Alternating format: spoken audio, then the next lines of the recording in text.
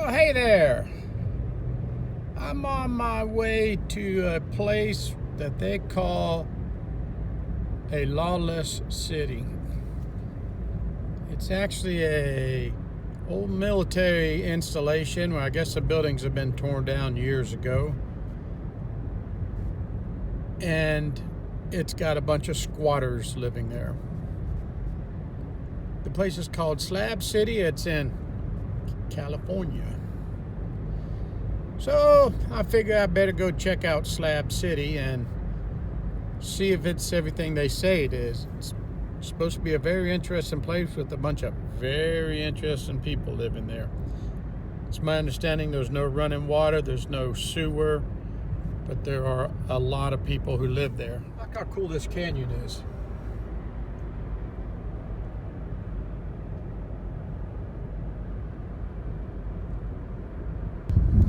It sits just outside of Niland, California, not too far from the Salton Sea.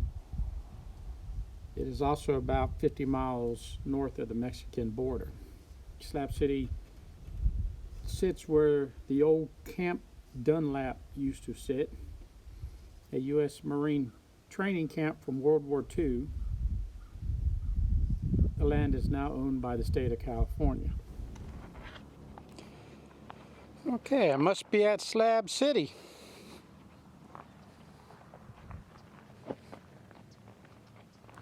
This is a old guard shack to a military installation. It's kind of famous for being known as the entrance to Slab City, the last free place.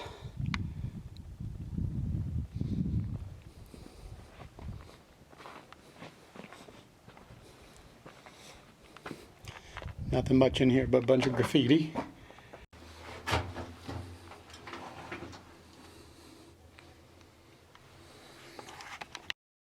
The Slab is more than just a squatters camp of misfits and people who are down on their luck.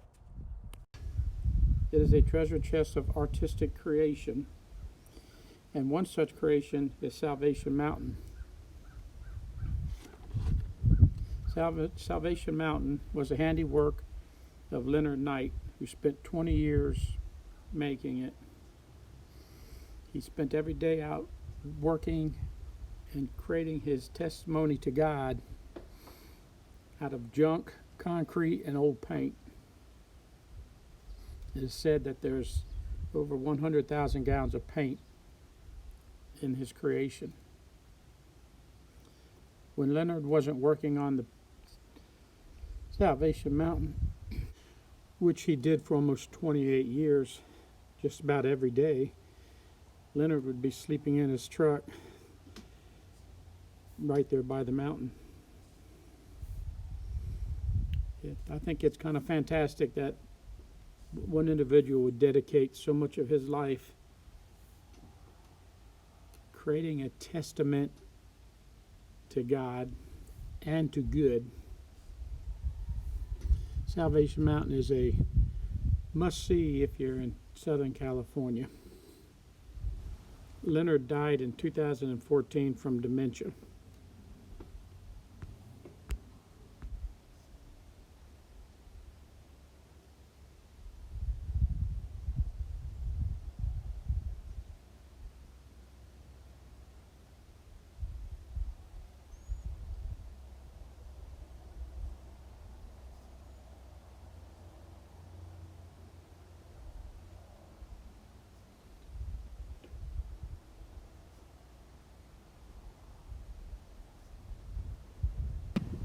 Okay, let's say goodbye to Leonard's masterpiece and ease on down the road to something a little less religious, but maybe equally spiritual.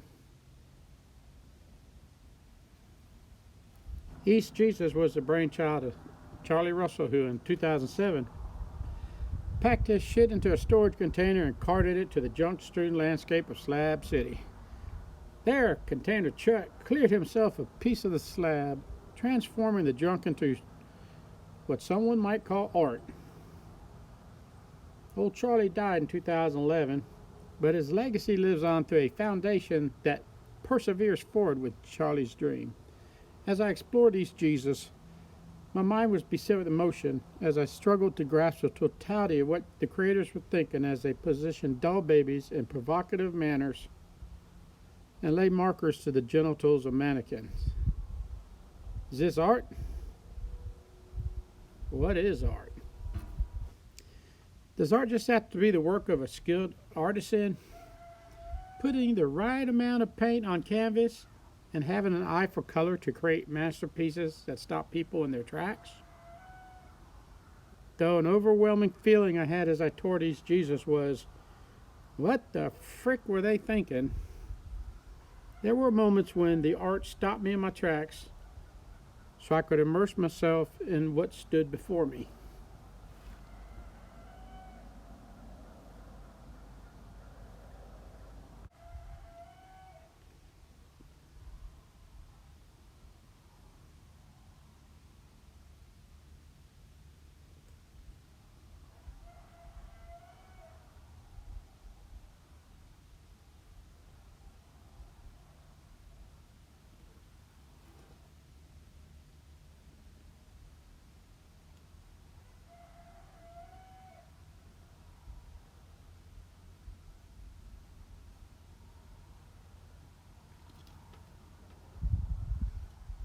Ooh la la.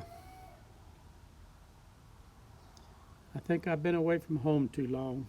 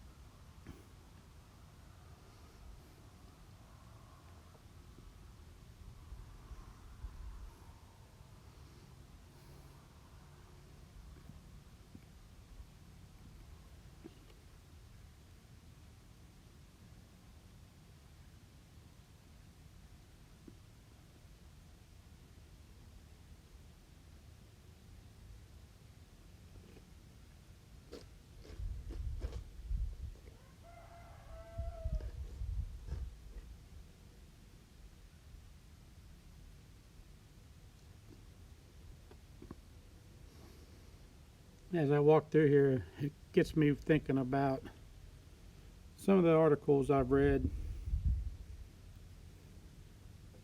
There has been plenty written on the subject of artists and mental disorders. It has been suggested that diseases such as bipolar disease, schizophrenia, and even attention deficit disorder tend to bring out the artist's abilities in people. I thought about this as I traveled the dirt paths of Slab City, where there is an eclectic blend of creativeness and disparity, supported by Social Security checks.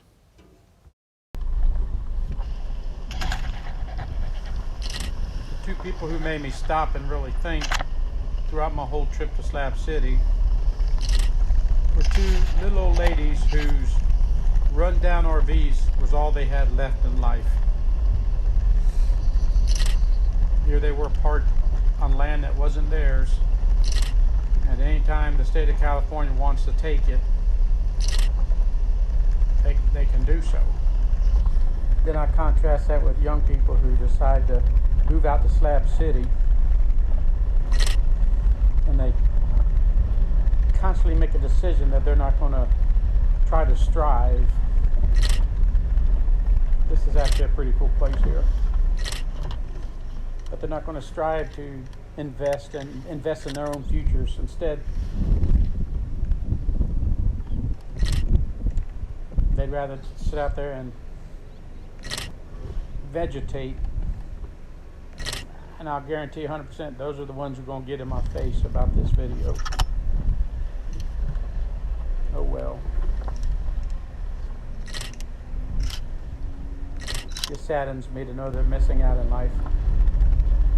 Slab City is also the home to snowbirds who come from as far away as Canada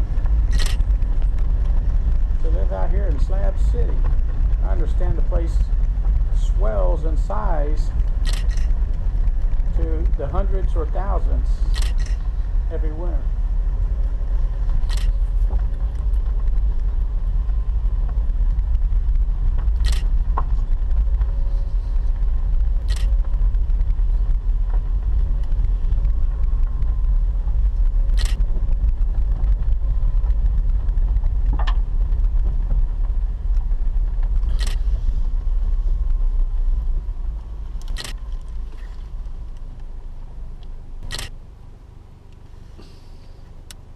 One of the reasons why I decided to drive down to Slab City and check it out was because of all the videos that I've seen on the YouTube about it have been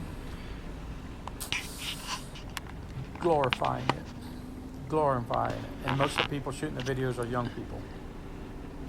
They talk about how this is some city that has slipped through the loopholes and there's no laws in this city.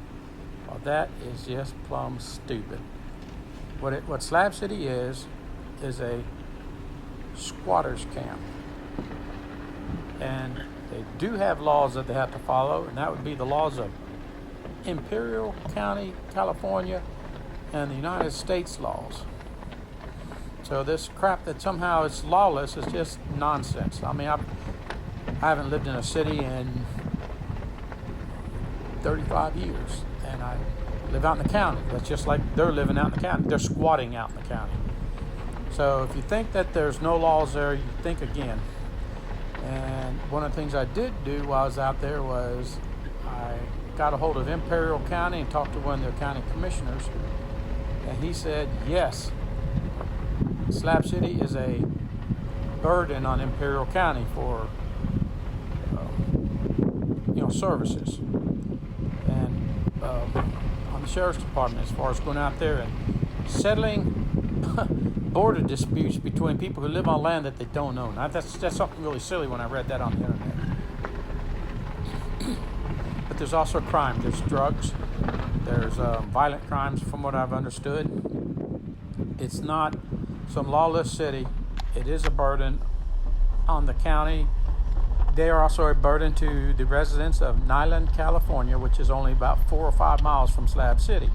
Because I did walk through Nyland, and I interviewed several people, and they say if you live in Nyland, you need to learn how to lock your stuff up at night, because if you don't, it won't be there in the morning. So I just really need to make that clear. It's important that people know that.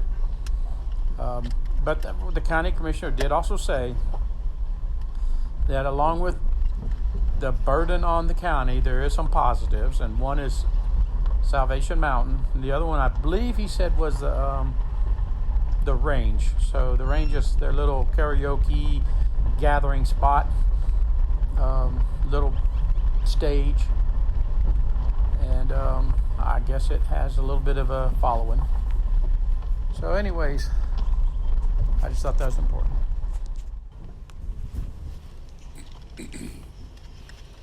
Also, amongst the people I interviewed in Nyland, I interviewed a little old man who's been there, I believe, most of his life, and he did have positive things to say about the people living in the slab.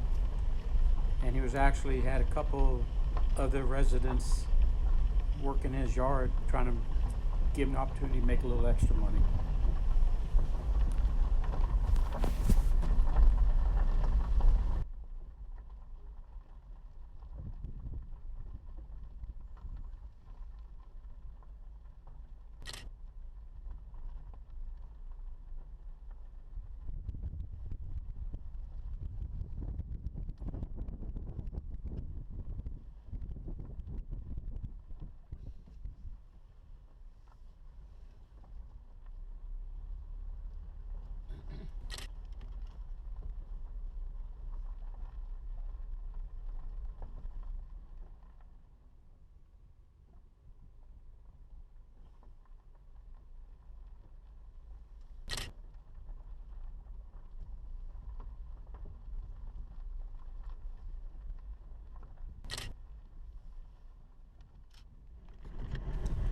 Thank you for watching my video, and I hope you found it interesting. Please consider subscribing to my channel and sharing my videos. And remember, if you love life and learning new things, go aimless.com.